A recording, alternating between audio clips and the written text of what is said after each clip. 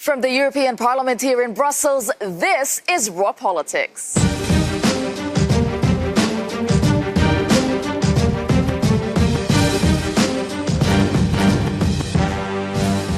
Thank you for joining us tonight, and this is what we have for you on the menu. Parliament's metoo moment. Victims of sexual harassment, including interns and assistants, share their stories online. Banning plastics. Europe's environment ministers take aim at your forks and straws.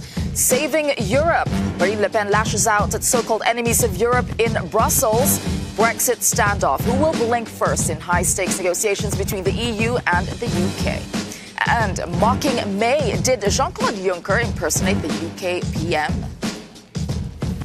All right, it's time to meet our panel for tonight. We have, of course, Darren McCaffrey, our political editor here at Euronews. Darren, which of these stories are you watching closely? I think it has been Marine Le Pen. As Emmanuel Macron falters, Le Pen sees an opportunity. And given the fact that we are, 7 or 8 months away from these crucial European elections, it's clear that she views an anti-EU argument as the way forward.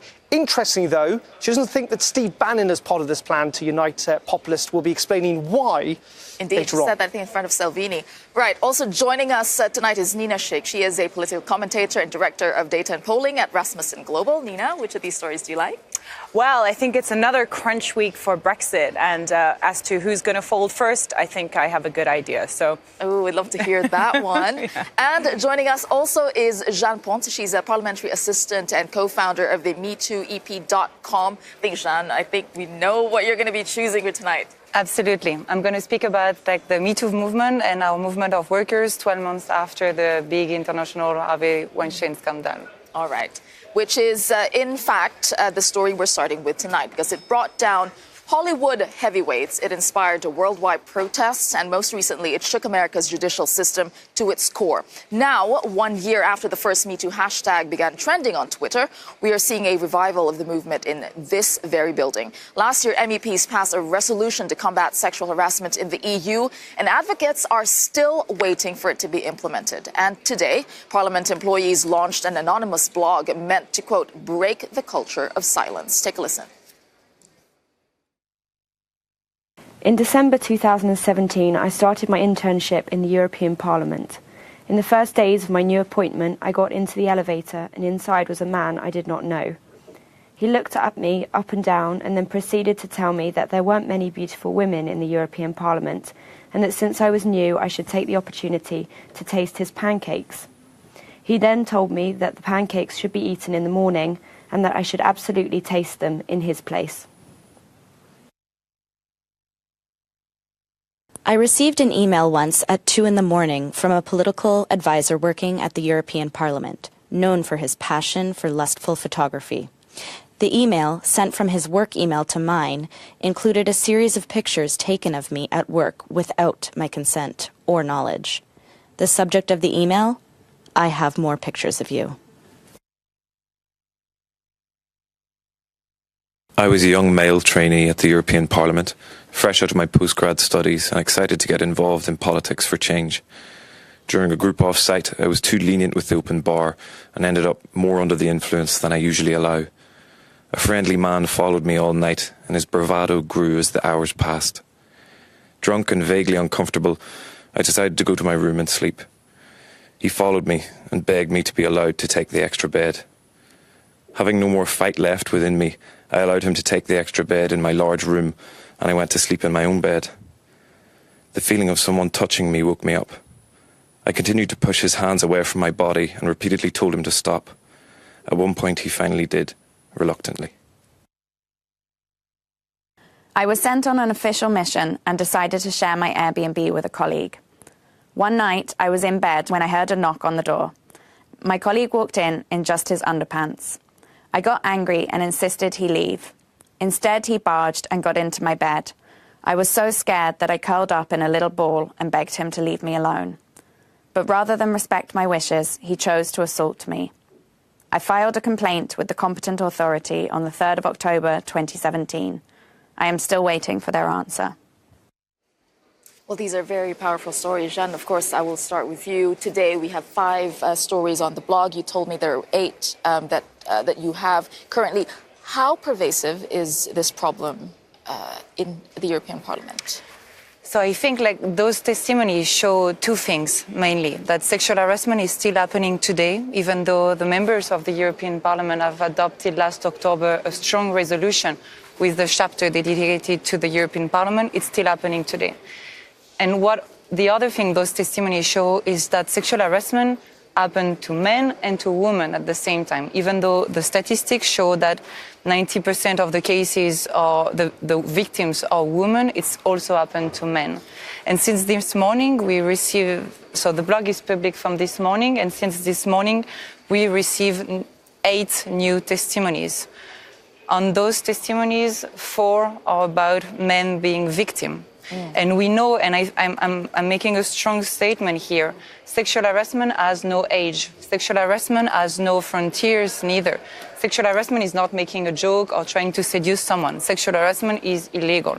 And we, as a movement of workers, we wanted to create a safe space for workers. And this blog is about that, sharing your testimony. Because when you share your testimony, it's the first step of getting better. Or recovering, but that and not getting used to this kind of behavior. Yeah, that also ended with one of the people who shared their stories with you still waiting for an answer to her complaint. So how would launching a blog like this or telling these stories, making it public, push the cause forward and get some action done? We want to raise awareness on the culture of silence and impunity. And what we see, of course, like the main focus will be about the testimonies because they are strong and powerful. But on our blog, there is also all the resources for people in order to get help. Because we know that the most essential thing is to no one to be alone in this experience. So in this blog, you will also have all the contact, internal contact or external contact of association dealing with sexual violences. Or also how to formally lodge a complaint, because we also know this is really hard, qualifying sexual harassment. Yeah. And defining in your daily life what is sexual harassment is a big challenge, getting the evidence as well. Yeah, so Nina, what do you think is the biggest hindrance, I think, to getting some action on sexual harassment? I think it's implementation. Yeah, absolutely clear that there have to be consequences for this kind of behavior. This is intrinsically about power structures, so it affects any age, any gender, multiple industries. So just as we see it in politics, we saw it in Hollywood, unsurprisingly, we even saw it in the world of international development aid. So it cannot be that known perpetrators, for example, there was a report that came out recently by the British government looking at the charity sector where known sexual harassers were quietly moved on to another job because, it was too much of a scandal to be associated with this kind of thing. So there have to be clear consequences. And I think what is also very important for this debate is to distinguish what falls under the whole Me Too sexual harassment big frame, if you will, because an inappropriate comment, whilst obviously not appropriate, is not the same thing as violent assault. And I think there needs to be a terminology to deal with each of these offences appropriately. Right. And I think that's in some ways part of the problem with what has grown up over the last year or so. I think in many regards the Me Too movement is about what you've talked about and in today in Parliament. It's clearly also part of this wider movement about power.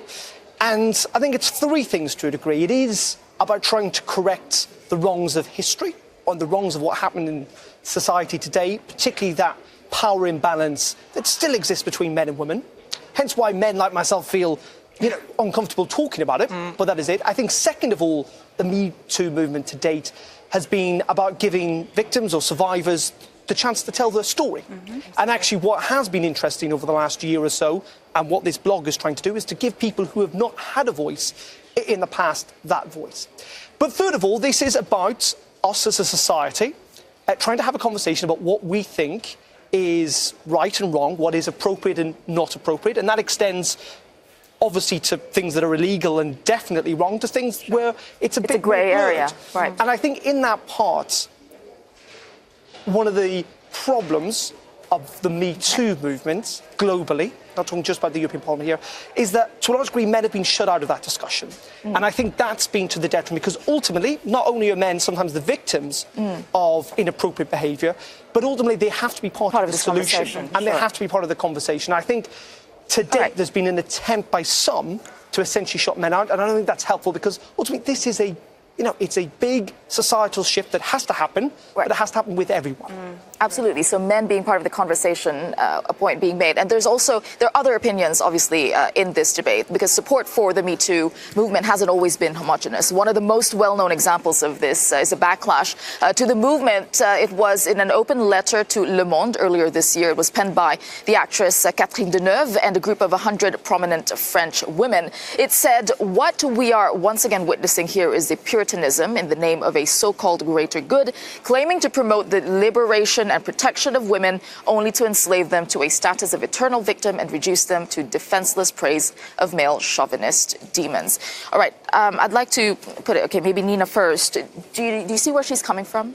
No, I think that's a ridiculous statement, because I think whether you're too idealistic on either side of the argument doesn't make sense, and you have to land somewhere in the middle. We know that sexual harassment is rampant all over the world. I mean, I come from a country where women are basically second-class citizens. And as I already pointed out, this has much more to do with the inherent structures of power. So even though there is a strong gender element to it, men and women are both, affected by sexual harassment. So I absolutely don't agree with this argument that by talking about sexual harassment, you're actually taking away women's agencies. Absolutely not. This is not only about women, it's about men and women. It's about structures of power in society.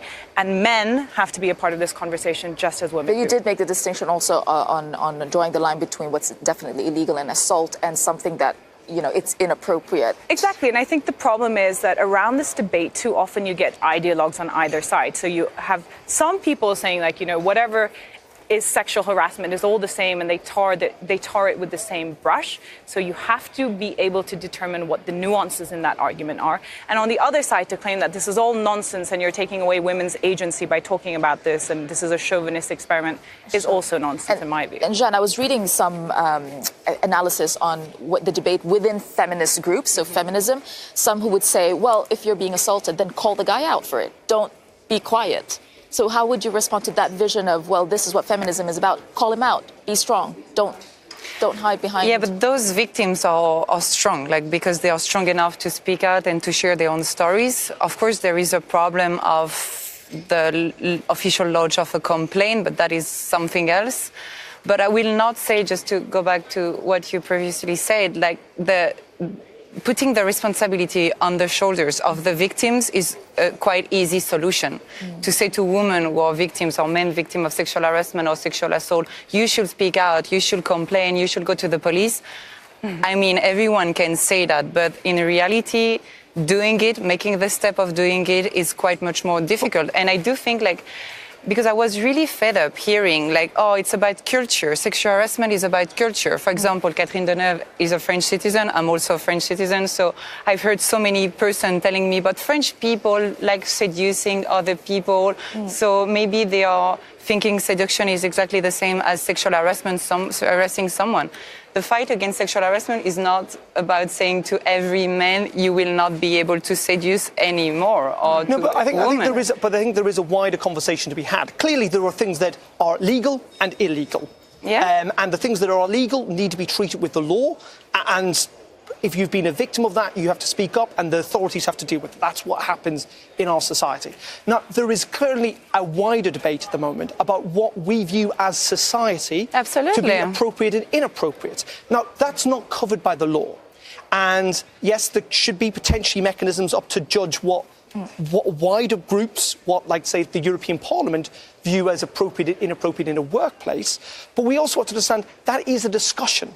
There is no what's appropriate to you, Tessa, or to me. It's different, and that is why this conversation is so difficult. But it has to be, as I say, a conversation we all have. And this idea that because potentially someone views what has happened to them as inappropriate doesn't necessarily mean it is inappropriate. And that's the really difficult thing. And I think we have seen examples recently where, because this is not as innocent until proven guilty, we have seen people who've been accused of things that certain people have viewed as inappropriate. They've been damned for it, but we've not had that discussion about, at a wider societal level, about what they've actually done is inappropriate, and yet their lives also then lie in tatters. It's really difficult. It's a good, but just to go back to what I'll give you 10 seconds because we don't have much time. Yeah, but just to go back to what you said, this is also the reason why we did not give any names on that blog, neither of the victims, neither of the perpetrators, because we want to focus on the system and the structure of power. and what's being done about it. Okay, good discussion that we're having, important discussion, a sensitive one, albeit, but we must be having. All right, we'll have to move on now there's a video of a woman pouring bleach on men's laps in Russia recently, and this went viral. Well, the problem is it was completely fake, and you may be surprised to learn who was allegedly behind it. Alex Morgan and our team in The Cube has been looking into this. Alex?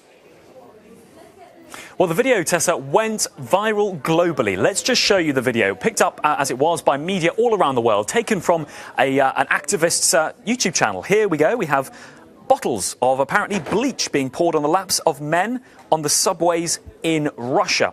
Now, this individual here seemingly pouring it on shocked men who are spreading their legs, something that's described as man-spreading. And this video then picked up and shared around the world. The individual who claims to have filmed it, Anna Dogovlyuk, saying that it was her video manifesto to tackle what she called people trying to display their alpha manhood, saying if they try and do that on the metro around women and children, they deserve nothing but contempt. And saying here that this video manifesto was shared and made possible with the assistance of her friends. Well, what really made it go global was when it was picked up by In the Now and put into the English language. Now, In the Now, something to know about them.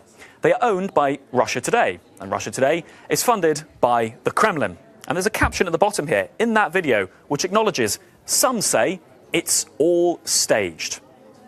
So why is a Russian platform translating this video into English, pumping it out into the English internet sphere, and acknowledging that some people say the video is all fake? Well, EU Mythbusters, that's a project that EU versus disinformation campaign set up in the European Union to tackle what they say is Russian disinformation. Well, they say this whole video was shared by the Russian media because it stirs up extreme views. And in the Facebook comments of that video, more than 21,000 of them, I can tell you, many of them are too offensive to share. It is extreme feminist and anti-feminist views. And these researchers claim that is exactly what the Kremlin wants to do. They call it the operating method of troll factories, saying this is just another example of, regardless of whether the video is true or not, the Russian media will share it to get extreme views. They also say the video itself, to bring up a quote from them, mirrors a sort of hostility in Russian state television to what they say is the metoo movement and political correctness in the West. So the claim here is that this video is staged and then shared, regardless of it being staged, by Russian media to get a reaction. And I'll end very quickly on Anna responding to these claims on Instagram. YouTube, by the way, have taken down her original video for breaching their guidelines. Well, Anna here, she mocks Western media. This is The Sun she's quoting here, saying, well, I thought my critics in Russia were the biggest idiots. Now I believe it's Western media. So she obviously rejects those claims. But needless to say, this video has stirred up extreme views and reminded people there was a lot of hostility to the Me Too movement in Russia itself. All right, thank you for that, Alex and the Cube team. Nina, this is right up your alley. I'm going to ask you this. You've been, you watch Russia very closely as well as the internet. I mean, this manipulation, what was the objective? This is straight out of the Russian playbook. I work with the former Secretary General of NATO, and we're looking at how the information space is being weaponized. Russia seeks to, which it has been doing, by the way, in covert foreign influence operations around the US elections, around European elections, around Brexit. It is in Russia's interest to seek to divide and conquer its, well, not enemies, but, But on an issue like the Me Too movement or feminism. Absolutely, but these are the issues that have become so highly partisan in Western politics now. Issues around identity, issues around race, issues around immigration. So and gender. And gender, absolutely. So as these issues become more and more, associated to certain political tribes, and people completely associate their identity to that political tribe, whether you say you're a liberal or you're conservative, these are the defining issues. And of course, Russia is able to do this because there are splits in our Western democracy. So I expect a lot taking more advantage of just divisive chaos, confusion, issues, and cause lots of trouble. Or another divisive issue. Well, let's turn to Brexit, because despite some optimism in Brussels and London, a deal is still not certain. DUP leader Arlene Foster and SNP leader Nicola Sturgeon, they're both setting out their stalls in the negotiation trade-off. Let's get the latest now with the Brexit brief.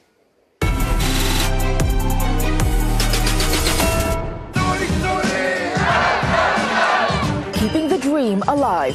just days after tens of thousands took to the streets of Edinburgh in a show of support for Scottish independence.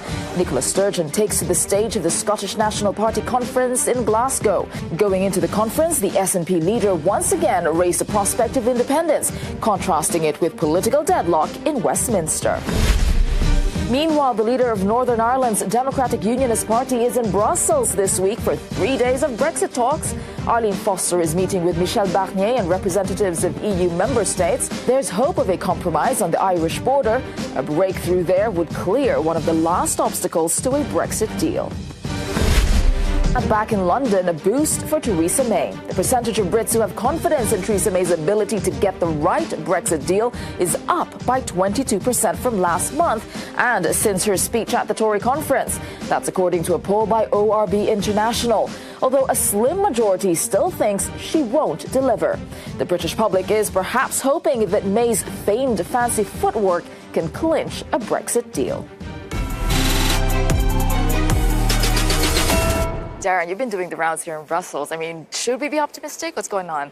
Well, it's really interesting. I think the mood music that we saw at the weekend from people like Jean Claude Juncker and Donald Tusk, I think was a bit of political game playing by the European Union, almost to put the pressure back on Theresa May in order to try and mean that if there was no deal, it would be, of course, her fault.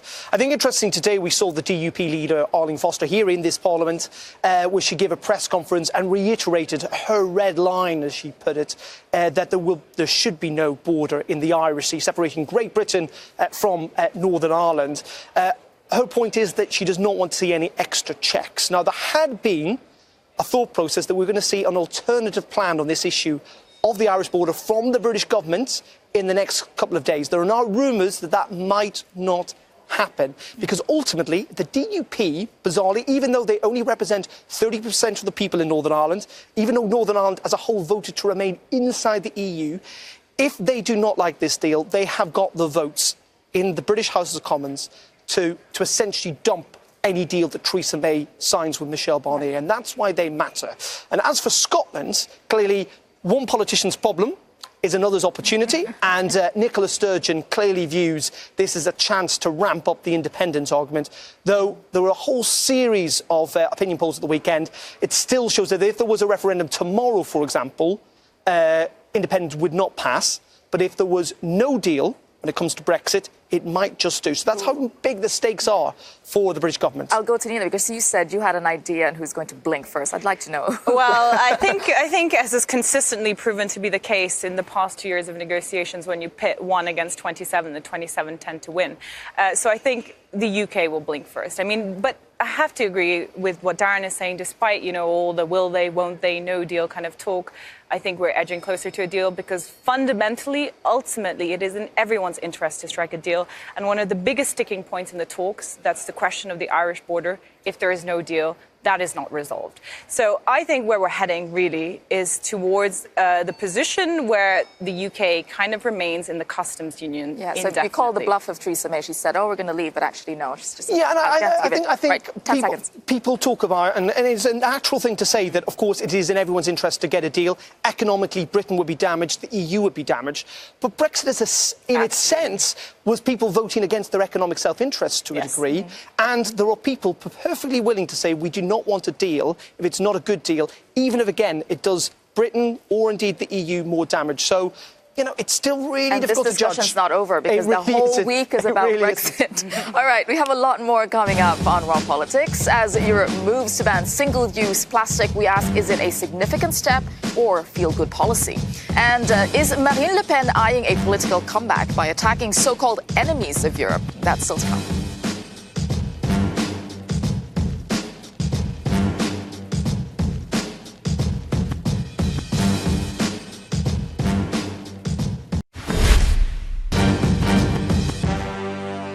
Welcome back to Raw Politics. Now, the stakes are high today in Luxembourg as the EU's top environmental body meets to vote on a range of issues that could transform Europe's ecological future or not. Environment ministers arrived for the EU Environment Council meeting, often in large German cars and people carriers. They're hoping to hash out a plan to tackle climate change by curbing CO2 emissions.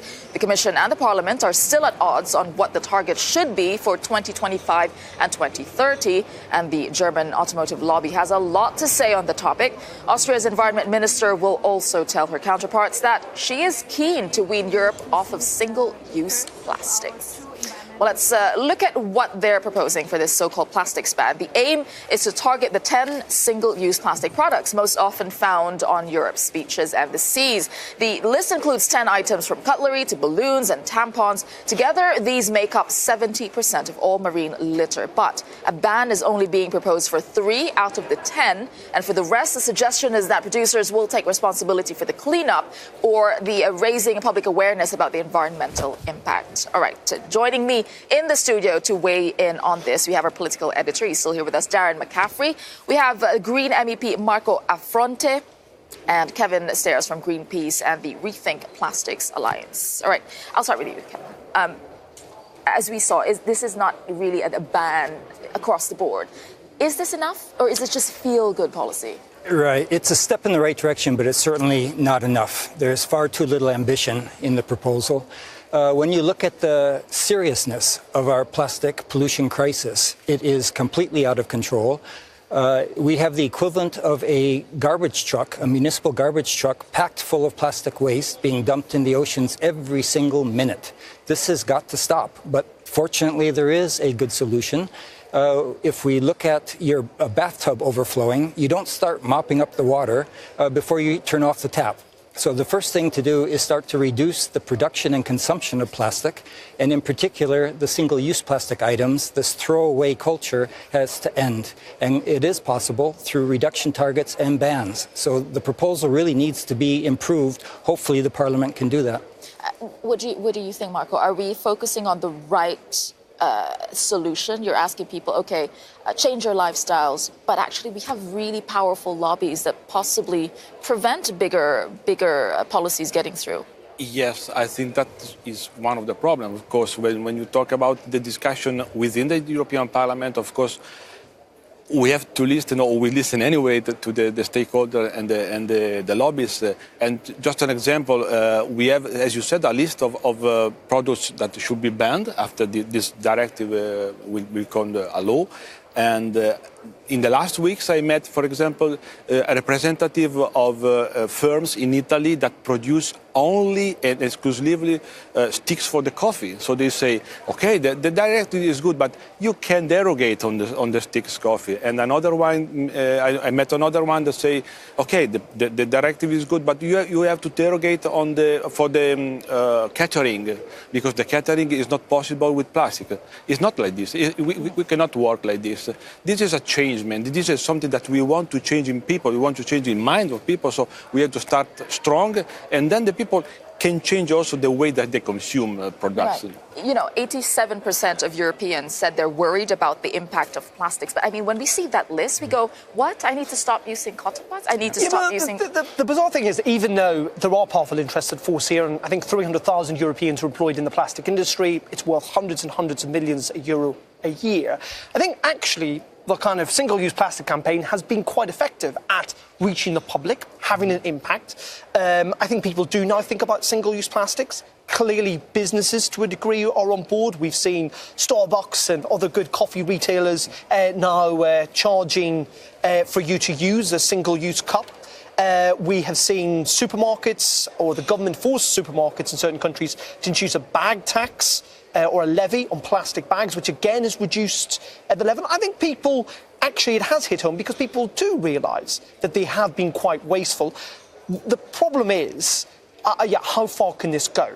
And for everything that you want to ban, you have to have an alternative. People are willing to swap or to make compromises, but it's very difficult to give up anything wholly, and that, I think, is the troublesome nature for environmentalists, but also for legislators. All right, there's something else I'd like to bring up, because let's take a look at how much of these proposals would actually tackle the problem of plastic waste. Where does most of the waste come from? So far, packaging, is far and away the biggest driver of plastic pollution. It made up 59% of plastic waste in the EU in 2015. Next was electronic equipment at 8%, followed by agriculture, automotive and construction industries, which made up 5% each. Kevin, I'll ask you, packaging. Why don't producers just stop producing these plastic packaging? That's what should happen, actually. We need alternative systems. There's a lot of unnecessary packaging, first of all, that should be banned. And no, it is not a question of moving to alternatives, because no packaging is an alternative as well for many of these products. But it's interesting, though, consumers go into supermarkets and we all say, like in the old days, we go and we pick up, carrots and vegetables and whatever. And some people do. Lots of consumers, when they've got a choice, actually like it being wrapped up. We've got this sense that it's cleaner and it's better for you. And that's a bigger thing about trying to change people's minds. And that's a far bigger task. And we also have the consumer, I think, or people need to feel that they're buying into this as well. You cannot just go around banning things because you will face a backlash from people. People need to feel they're part of this process. Well, there is a contribution that has to be made by the legislative body, the governments, the industry, and the consumer. That's true. But the consumers are actually being forced to address this issue where it really should be the corporations, the industry responsible for producing, especially single-use plastics. All right. There are alternative delivery systems, for example, that obviate the need for the packaging. And this is what's necessary. But without the legislative mandate, the industry is not changing. We're running out of time, but Marco, very, very quickly, I'll just give you 10 seconds to answer this. I mean, are we focusing, okay, there's plastics, but then we have coal dependence, we have the automotive industry. Are we not giving that enough attention as well? Oh, for sure. But anyway, plastic has become in the last weeks, in last months, under the attention of the public. That's why we are here discussing plastic. That's why the Commission made this kind of step further. We need to do Is it a distraction for the big industries? Not a distraction, but we need to do the same also for other items, for sure. It's a really obvious thing because anyone who's been to a beach this summer, gone for a swim, they will have seen plastic in the ocean. And it's something that actually you can't really get away from. Right. Okay, still a big, big issue here, the environment, definitely in the European Union. All right, but we'll move on. Just a few weeks ago, the EU launched proceedings against Hungary amid concerns over the erosion of democracy in the country. And controversially, the UK Conservatives supported the Orban government in the vote. Well, that caught the attention of Hillary Clinton, who was speaking today at Oxford University. And here's today's You Said It. It's disheartening to watch conservatives in Brussels vote to shield Viktor Orban from censure, including British Tories. They've come a long way from the party of Churchill and Thatcher. Strong words from Hillary Clinton there, but the Tories were thinking about Brexit and trade, weren't they? Yeah, yes, of course. The Brexit is such a big issue, and I think that I don't know. I don't reply directly to your question, but I don't know if at the moment, if we ask the people of the UK, they are still happy with the decision that they took some years ago, because you know how many consequences is Was there merit in that decision? I think what's interesting is actually almost the regret within the Conservative Party about allowing this to happen. They faced a big backlash, not least from the Brexit-supporting Conservative press in the UK, who thought, the mantra of Britain may be leaving the European Union, but is not leaving Europe, and it should stand up to people like Viktor Orban, actually has rung through. And I think probably in retrospect, the MEPs possibly regret it. Now, the Conservative Party say that they make their own decisions. Downing Street were not involved in telling people what to do. But clearly, you're right. Brexit had a part to play in the mindset of their MEPs, who currently, it must be said, Britain are looking for all the allies they can get inside the European optimistic Union. This week, but that week I remember in Strasbourg there's a lot of pessimism around Brexit. All right, we still have a lot more for you after the break as anti-Macron protests come back to France. We gauge the prospects of a political comeback for Marine Le Pen. Plus, did Jean Claude Juncker mock UK leader Theresa May during a press conference? That's coming up after a short break.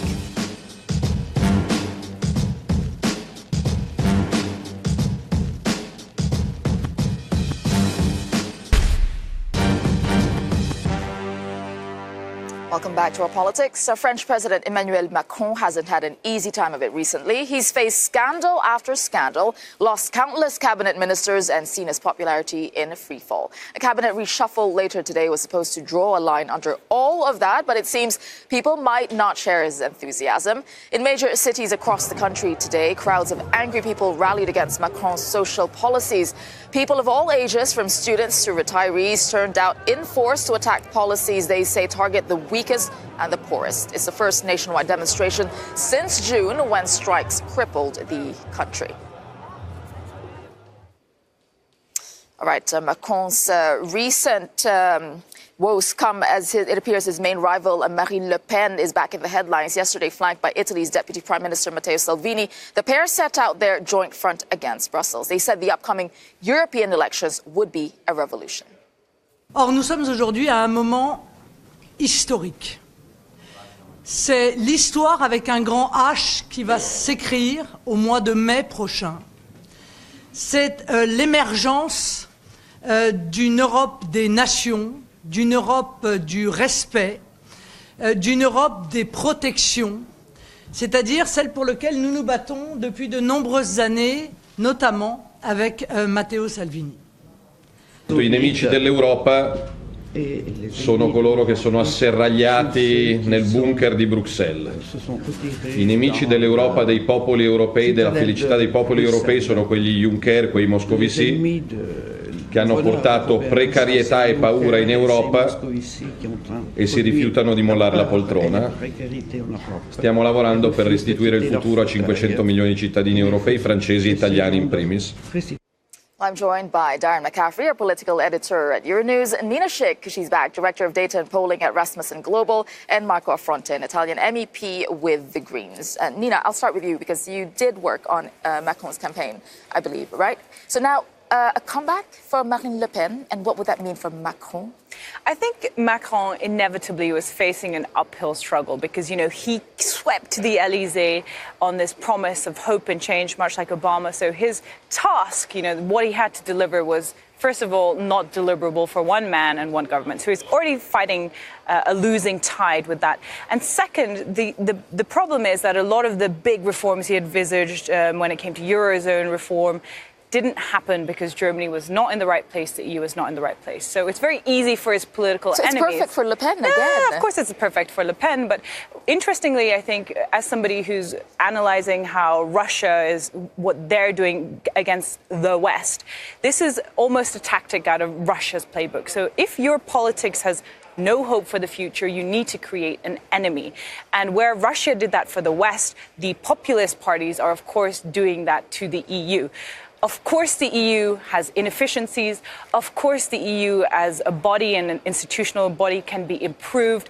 But to blame the EU for all of a country's woes, like Marine Le Pen or Salvini are doing, is just But isn't part of the problem, though, Macron has not helped himself? I mean, newspapers are now doing the top 9 Macron gaffes.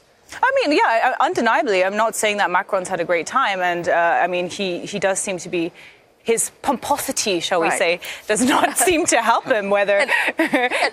but, I mean, what I'm saying is that he was facing an uphill battle. Circumstances in the EU did not go in his favor. And finally, let's not forget that every French president, after a while, starts to become unpopular. It seems like Did you say strikes in France? Oh, never heard of that. And, you know, what's interesting, you say that this is an opportunity for those who are pushing a populist agenda. But then here we saw Marine Le Pen distancing herself from Steve Bannon, who wants to unite, you know, populist groups, in front of Salvini. I mean, they're not looking very united, are they? I mean... No, they are trying to build something, I think, but they are not a very clear plan. They are not something in mind that is a real construction of a future for Europe. As Salvini said, we are working for the future of Europe. Do you think he will align with Steve Bannon? Sorry? Do you think Salvini will align with Steve Bannon? It's always difficult to say what is thinking Salvini. I don't know. If we see some kind of payback in this alliance, he can do it. But at the moment, I don't think it's an option. But I don't know, really it's difficult also for me, I am Italian, as Salvini, to understand what is in the mind of Salvini. Yeah, I find that interesting. What game do you think Le Pen is playing by distancing herself? Well, you could say in some ways it's quite ironic that, nationalists across Europe are trying to unite on a European level to take on Europe. I think in part they do kind of need to organise, and Le Pen is right in the sense that the next year's elections are going to be crucial, these European elections. Clearly, populists across Europe see this as a chance to essentially get inside the beast of the European Union and try and destroy it from within. But Bannon, in her mind, isn't part of that because he's American. He's not French. Well, that is a good reason, I suppose. European. All right, it's time for today's Raw Moment, and there's mounting evidence that Brexit negotiations could turn into a dance-off between Theresa May and Jean Claude Juncker. Let's take a look.